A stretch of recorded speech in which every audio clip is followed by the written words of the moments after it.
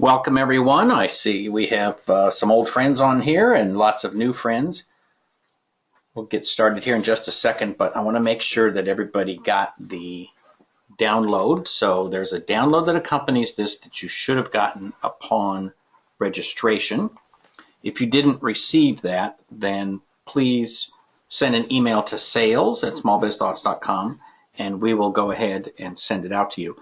It's not necessary for this webinar, but it's just a list of some standard operating procedure processes and procedures that you might want to create, and then kind of a worksheet that you can go through to help motivate yourself to figure out, okay, what's the thing I want to do first and what's the thing I want to do second. So it's kind of a worksheet and a list of some processes and procedures.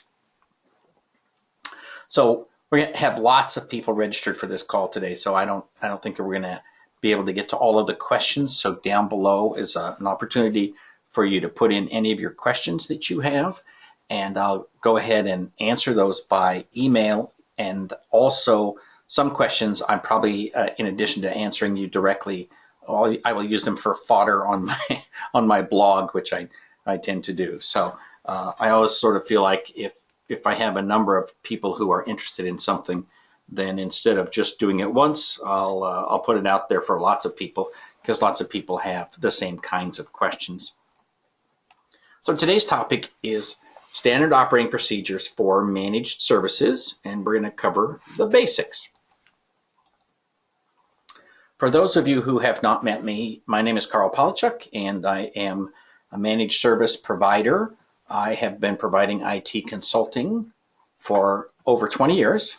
I'm the author of 15 books, including the Managed Services Operations Manual, which is a 4-volume set, and Managed Services in a Month, which has been the #1 book for managed services on Amazon for more than 6 years, and Service Agreements for SMB Consultants, a quick start guide to managed services.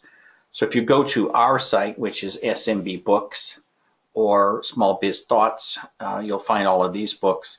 And of course, they're all available on Amazon, and I'd be very happy if you would give them a look. So let's start with the basics: managed services and standard operating procedures. So managed services, basically, if you're not familiar with that term, that's kind of the modern way that we deliver technology consulting in the 21st century. It means that we use remote tools to monitor systems, apply patches, fixes, and updates, connect remotely into systems and manage them. It means that we do preventive maintenance, and our emphasis is on keeping problems from happening instead of waiting until something breaks and then we fix it. So the old model is break, fix.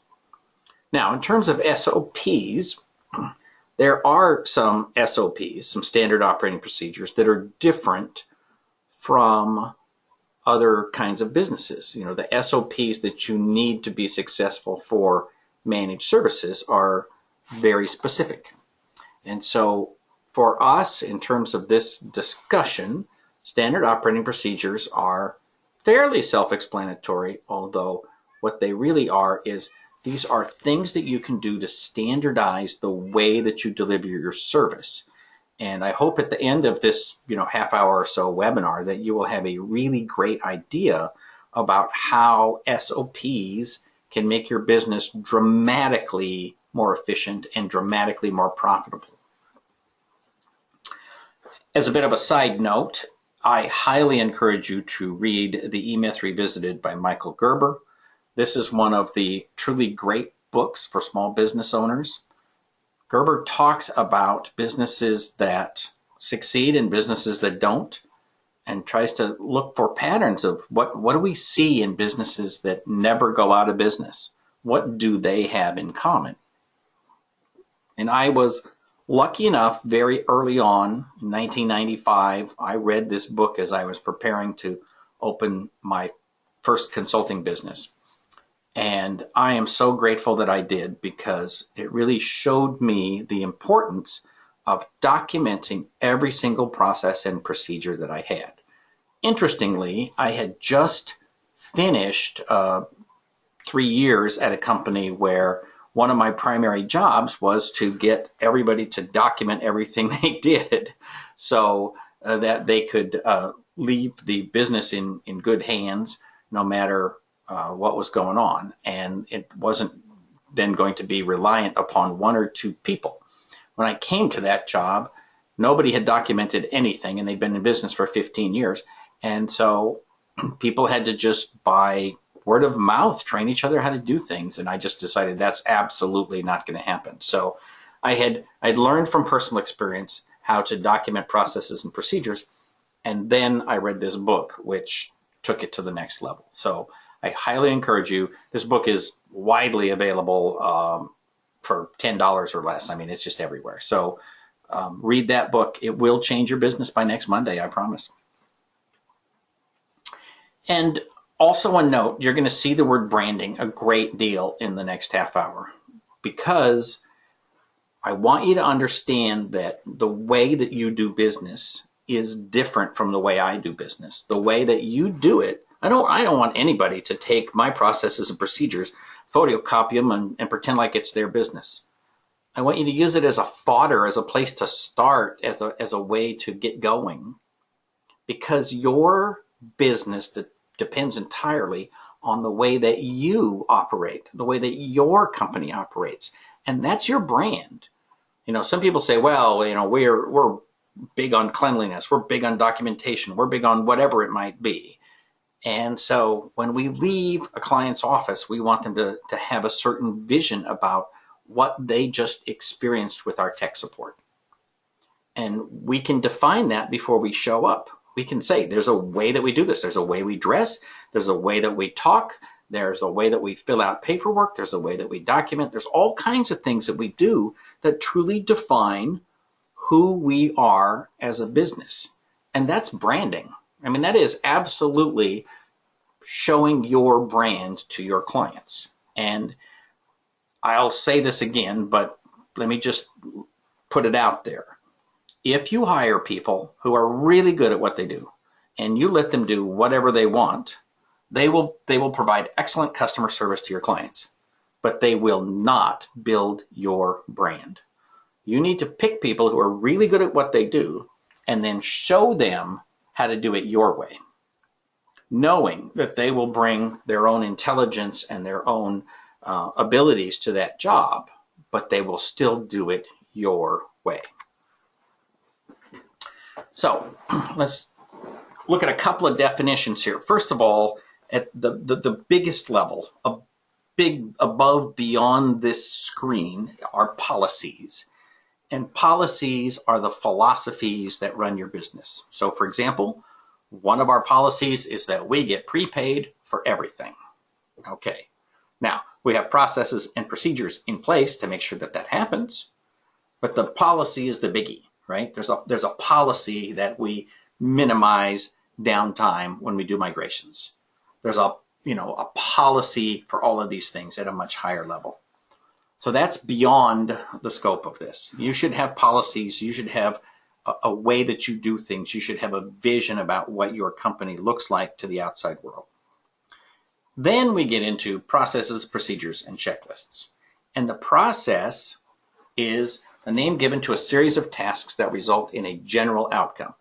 So, for example, you have a process for migrating users to cloud services, right? So that's the biggie. That's the process is a migration process for taking clients to the cloud, okay? Or setting up a new office, or setting up a new computer, or setting up a firewall, right? You've got processes for those things. And then you've got procedures. So every process has at least one procedure, and it can have more than one. So let's say that your process is the migration process for the cloud. You will have a procedure for moving email, right? You'll have a procedure for exporting email from the old system. You'll have a procedure for importing email into the new system. You might combine those into one procedure that is moving email. You will have a procedure for backing up their data to the cloud. You will have a procedure for moving Active Directory, whatever it might be. You've got all of these procedures which together constitute your process.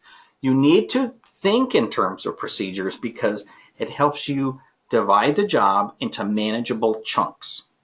If you're using a project management tool, or if you're using a professional services automation tool that allows you to create tickets, you can use their project module, or you can just use the ticketing system to create one ticket for each procedure.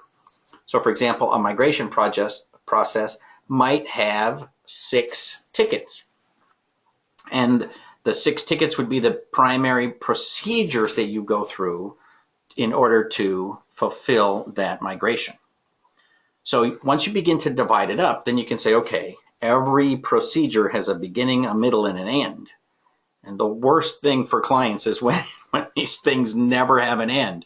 Projects that go on forever and ever and ever kill your profitability and your customer relationship. So think in terms of, how do we define procedures that have a beginning, a middle, and an end? And when we are done with the procedure, we can close that ticket and we can move on and go on to the next procedure. And then finally, you have a checklist, and the checklist is the finest level of detail for executing the action steps. Every procedure will have at least one checklist and may have more than one checklist. So if you've got a procedure for moving email, you're going to have a checklist that includes making sure you know all of the users and all of the devices that they use. And you're going to export the email over here, and you're going to import the email over there, and then you're going to set them up on all of their devices, and you're going to test it all, and you're going to make sure it's all done. And when you go through that detailed checklist on the first user, you then cycle back, make any changes that are necessary, then you can photocopy it and use it for the next user and the next user and the next user. You should have a checklist for setting up new PCs. You should have a checklist for your monthly maintenance procedures, so forth and so on. So you should have lots and lots of checklists. And sometimes a checklist is half a page long and includes 5 items. And sometimes a checklist is 30 pages long and includes hundreds of items. As a general rule, we have a more or less 3-page checklist for setting up a new computer. And the reason for that is we want them all to be set up exactly the same. So when you get a new client, you take a generic new PC checklist and you set it up, and then you change it for that client. Oh, make sure that we map, they use an S drive here, okay? And then everybody's got a scan folder specifically within the S drive. So when you set up a new user, you have to make sure you set it up on the scanner and on the PC so that they can scan directly to their folder, right? Those are the kinds of things you put in that checklist, and then you'll never forget them. And if they use PDF Complete instead of Adobe Acrobat, then you have to have in your checklist, remove Adobe Acrobat or the sample software that ships with the computer and install PDF Complete. And those files are located here, and this is where you find the licenses, right? It's all in the checklist. And that allows 2 things. First of all, it allows complete consistency from one machine to the next. And second, it allows you to push that work down to technicians who are not so high level.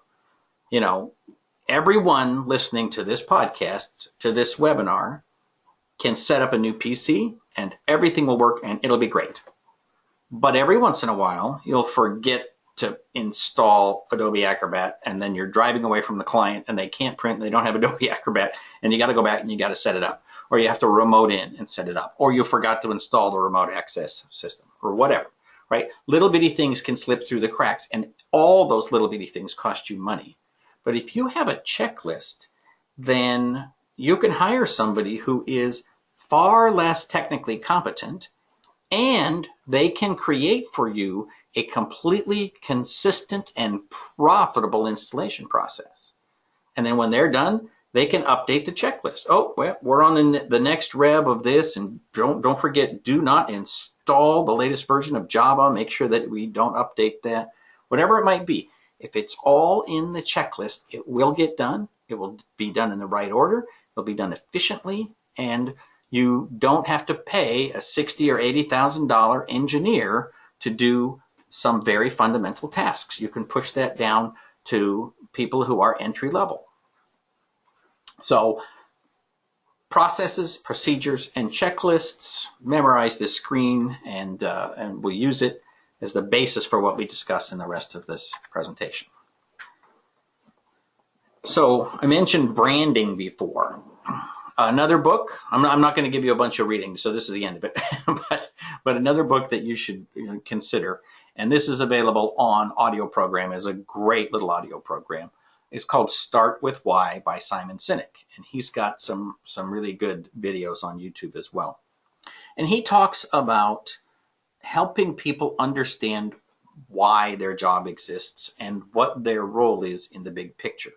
And the reason that that's necessary and useful, even in a small business, is that people get in the habit of saying, oh, well, we have to do it this way because blah, blah, blah. And they literally make up stories, right? Every bad customer service experience that you've had is probably related to somebody making up a story about why they do something and not really understanding their job.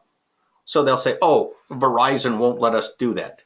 Yes, they will. You don't have any idea what you're talking about. You're just saying that, so I'll shut up or get out of your space or because it's the only product you sell or whatever, right? People do the best they can, but if they don't understand why their job exists, why they are in that position, and where it fits in the big picture, then it's difficult for them to give the kind of high-level service that you need in a service business. So the behavior of people is part of your branding, and you don't want to give bad customer service by accident simply because people don't really know where their job fits in the big picture. And so always think about why your job exists. And for everybody in your company, entry-level techs, what role do they play in the profitability of your company? Senior level techs, administrative assistants, office managers, salespeople, everybody plays a role in your company or they wouldn't be there. Don't keep it from them. Don't keep it a secret from your employees of why their job exists and where it fits in the big picture. Help them understand that. And there's a lot of stuff that goes into that. Monday morning meetings and that sort of thing will help you get this message across.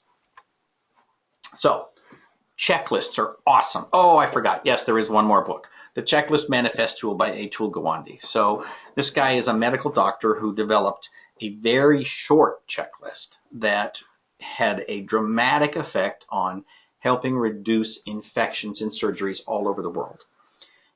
But he goes into discussions about why checklists are so dramatically effective. And one of the stories he tells, a great story, is about David Lee Roth and Van Halen. David Lee Roth is famous for having in his contract with the venues that they played, he had in the contract that there needed to be little bowls of M&Ms in the dressing room, in the green room, but there must be no brown M&Ms anywhere in the pile. And so there are some famous cases where he would trash a place because he found brown M&Ms, okay? Well, the truth is that when you ask him why you're being such a jerk about this, well, it's not about brown M&Ms. It's about the checklist. When Van Halen started touring, they put on these massive shows that required large amounts of electricity. They required some fireproofing. They required a very heavy stage, right? They had huge props and so forth. They required a great deal. And a lot of the venues they played were old and, they may not necessarily have been up to spec. So he put together a checklist that defined what they needed with regard to power and height and reinforcement and the weight of the stage and all that sort of stuff. And then he would bring in, truckloads full of equipment and set it up. Well, if he found brown M&Ms, he knew that in the middle of that very long checklist that he gave them, somebody was not paying attention. And if they missed the brown M&Ms, they probably missed a lot of safety precautions and other things. And Van Halen didn't want to be in the position of putting on a show that created a fire that killed people and, gave them a bad name. So he would stop and make them go through the checklist from A to Z, every single item. Because if they missed one thing, they probably missed another thing, right? So that's a great example of how checklists, even if other people don't understand why you're doing it, they can make sure that you maintain a high level of quality, even when you're dealing with people that you don't normally deal with in a different venue every time and under circumstances over which you have very little control. You can gain control to a certain extent if you have a checklist. My other example that I truly love is this is a photograph from NASA about how do you walk on the moon. If you want to walk on the moon successfully, you have a checklist strapped to your arm so that you know what you do first and what you do second. And you can see it's got little drawings in here. And if you go on NASA, you can find the photographs of these checklists. There are even places where they say, okay, you're going to look for a rock that looks like this, and you're going to tap it this way with the little hammer. And, think about how much it would suck to go all the way to the moon and back and forget to get a certain sample, right? You might just get yourself fired. So, the way to do it when you're under pressure, under stress, hundreds of thousands of miles away from home, how do you make sure you do it? Well, you have a list and you tick through the list, and that's just the way it is, right? So every single thing. I mean, you've all heard about airplane pilots. They've got a checklist in order to take off, and large boats, cruise ships, they have the same thing, right? Well, obviously astronauts are that times 10, right? This is the way that you guarantee success, is you create for yourself a checklist. So I am a huge, huge, huge believer that you should have checklists, and you should get into what I call a checklist mentality that will allow you and everyone on your staff to be very successful and to constantly improve your processes and procedures. So the last item on every checklist is update the checklist, right? If something is for low-level techs, then it's going to have a lot of detail. So if you're going from version 7 to version 8, you need to put that in there. If you're doing something for high-level techs, then it's going to be a lot more general. It's going to say, open up port 499, but it's not going to necessarily have all the details about how you do that need to get revved. So you have much more detail when you're trying to create a checklist to pass work on to lower level technicians. Okay, so just keep that in mind. But you should have a checklist for everything. And obviously, you don't want to get overwhelmed, right? That's one of the messages. That's why the homework is about how to get started, to maybe pick 10 things that you're going to implement, and do one this week and do one next week, and implement them one at a time, because they don't do you any good if you don't implement them. So what do checklists do? They allow you to push the labor to lower level techs. They allow you to do something consistently even over time. So for example, we have very low volume for sales of hardware and software within the state of California. And so right now, we only have to do our sales tax reporting every quarter. Well, the result of that is I am very likely to forget completely how to do it. And I used to have this Excel spreadsheet that I would go in and fill it out and do these reports from QuickBooks. Well, now there's a different process where you do it all online. Okay, so that's cool. I still need to go. I need to know, where do I go? What's the username and the password? And which reports do I take out of QuickBooks? And which numbers do I look for in QuickBooks that gets translated over to the state of California's webpage, right? So there's a process and a procedure, and it's only 2 pages, but now I can just free up that memory space for something else. So over time, I can consistently do exactly the same thing on those reports, even though I only do them 4 times a year. So there is a Japanese philosophy called Kaizen, which is continuous incremental improvement. And it means that everybody on your team, everybody from top to bottom, is responsible for giving feedback to improve these checklists, right? Everybody is responsible for the long-term success of your company. And one of the things that happens when you go back and read that book, The E-Myth Revisited by Michael Gerber, he talks about you don't have to be a franchise, but if you act like a franchise, then you can begin to standardize everything you do. So you'll be able to, think about what franchises do. A lot of these fast food franchises, holy smokes, they take operations that have thousands of transactions a day, worth tens or high tens, maybe even hundreds of thousands of dollars, and they have those operations run by amateurs. The joke is always, oh, well, the manager at my favorite fast food place is the guy who's been there 2 weeks. Well, that very well may be the case, and that's possible because every single detail of that operation is documented. My daughter has worked at a couple of different subways, I think 3 different subways in 2 different states.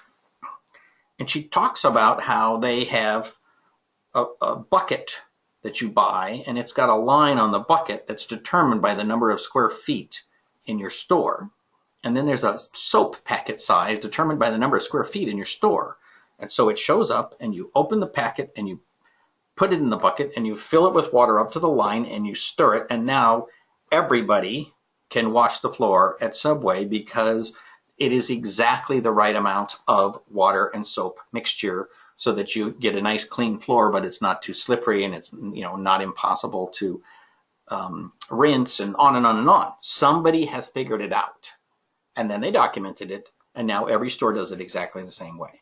And so even moving from one store to another, it might be a different line on the bucket, and it might be a different size packet, but you put the packet in, you fill it up to the line, and you wash the floor.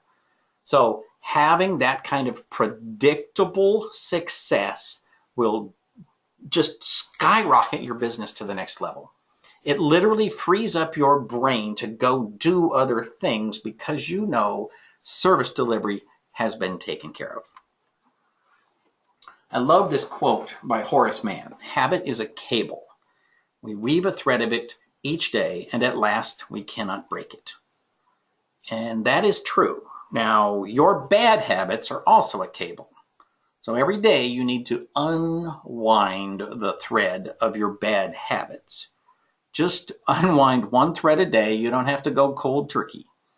But gradually get out of the habit of just doing the work without creating a service ticket. Get out of the habit of doing the work without charging the client. Get out of the habit of not documenting what you did. Get out of the habit of saying, I don't need to document this because I'm the owner, right? I'm the boss. You need to put yourself under the same restrictions as everybody who works for you. You need to document all your work. You need to have standardized processes, procedures, and you need to do the things that are going to make you successful. Like all work is done off of a service request. We get prepaid for everything, and everybody has to put their notes into the system, right? You have to do all of those things. We prioritize everything from highest to lowest, oldest to newest, and that way we know that we can move very, very quickly, right? Those kinds of things are habits that are simply not going to come into existence by themselves. You have to do them.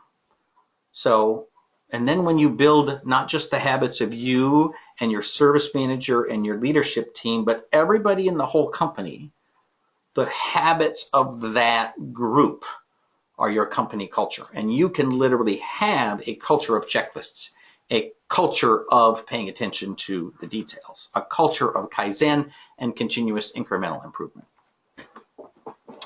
So who's responsible for this? Well, everybody is. And the goal is not necessarily that you're going to figure out 100% of everything. I always get this question. What happens? You can't know every instance. Like even now, after 20 years, I have clients who come up with stuff and I think, oh my gosh, I've never seen this before in my life. Like I could not have predicted this, which means I couldn't have had a process or a procedure in place for it, right? Well, so the goal isn't 100% documentation of processes and procedures and what might come up in the future. But I think it is legitimate to say that the goal is 90%. And when you've got a culture where you say, we document everything we do, we back up systems before we touch anything, we always have a path backward, we always minimize downtime, right? When you've got all of those things heavily entrenched into people and they've got checklists for all those things, then when they come up with something that they've never seen before and they've like no idea what to do, They look at it and say, okay, so I haven't seen this problem before, but here's what I know.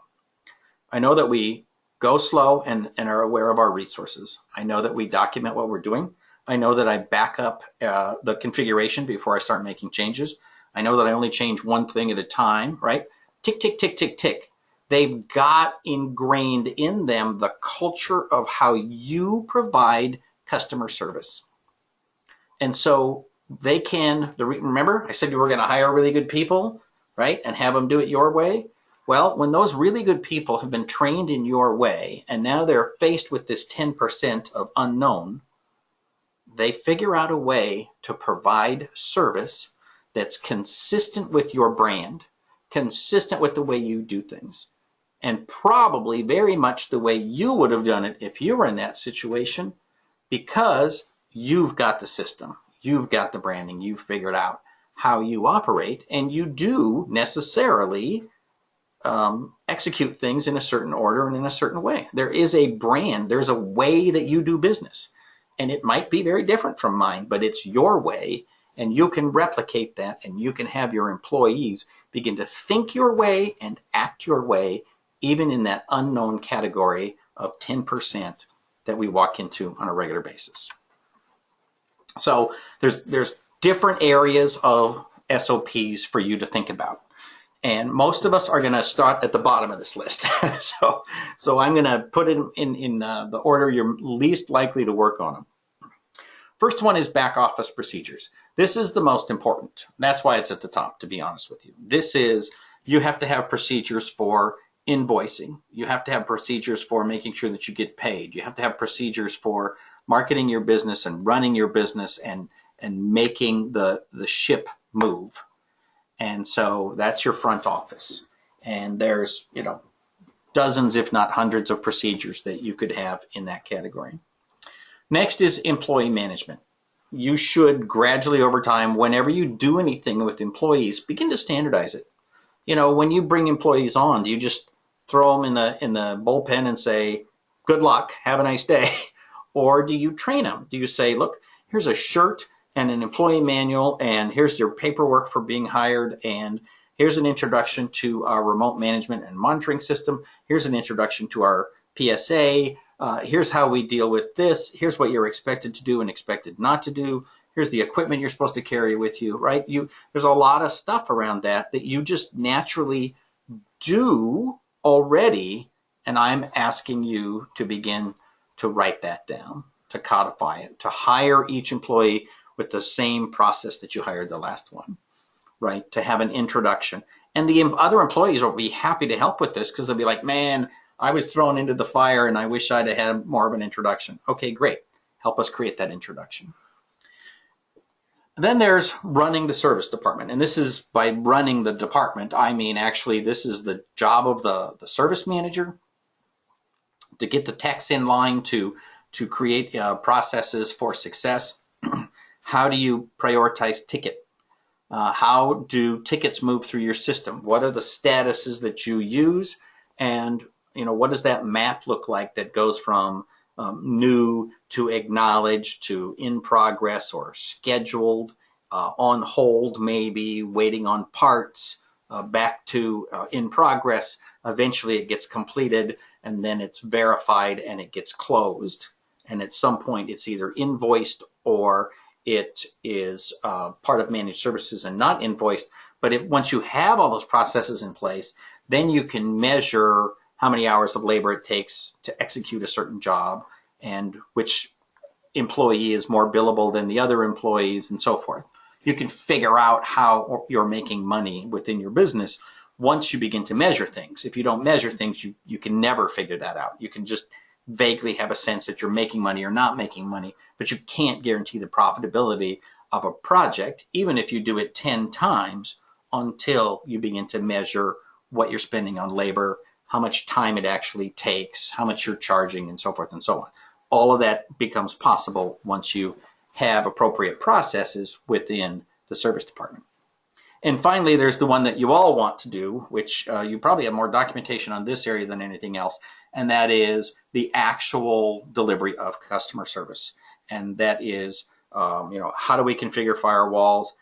which ports do we open, which ports do we close, which patches and fixes and updates do we put in, which versions of software do we recommend, all the things that actually touch the client at the end of the day and deliver the actual service.